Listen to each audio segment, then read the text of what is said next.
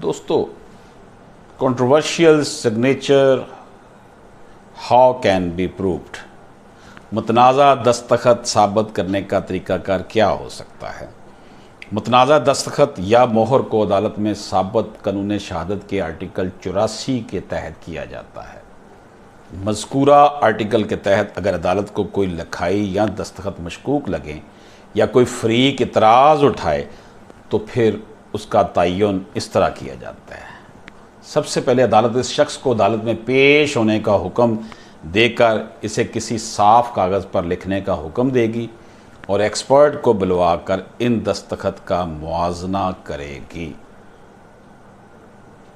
अगर इस शख्स के दस्तखत जैली साबित हुए तो अदालत इस शख्स को ताज़ीज़ात पाकिस्तान के तहत सज़ा सुना सकती है जिसने कागजात जमा करवाए होंगे।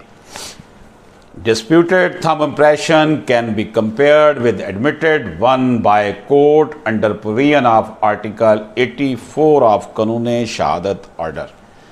It has been narrated in 2011 MLD 416.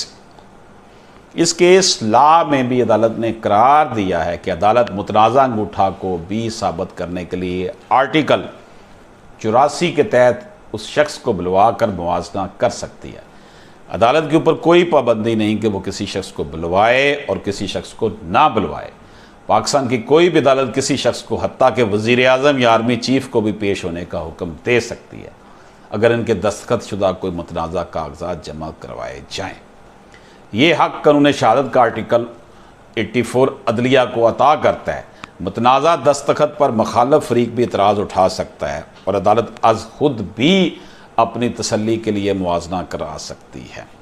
जो एक्सपर्ट दस्तखत का मुआवजा करने की अदालत मंगवाती है, इस शख्स के बारे में पहले अदालत दोनों फ़रीक़ैन के वकला से राय लेती है कि आया किसी फ़रीक को इस शख्स की अहलियत या शख्सियत पर कोई इतराज़ तो नहीं है।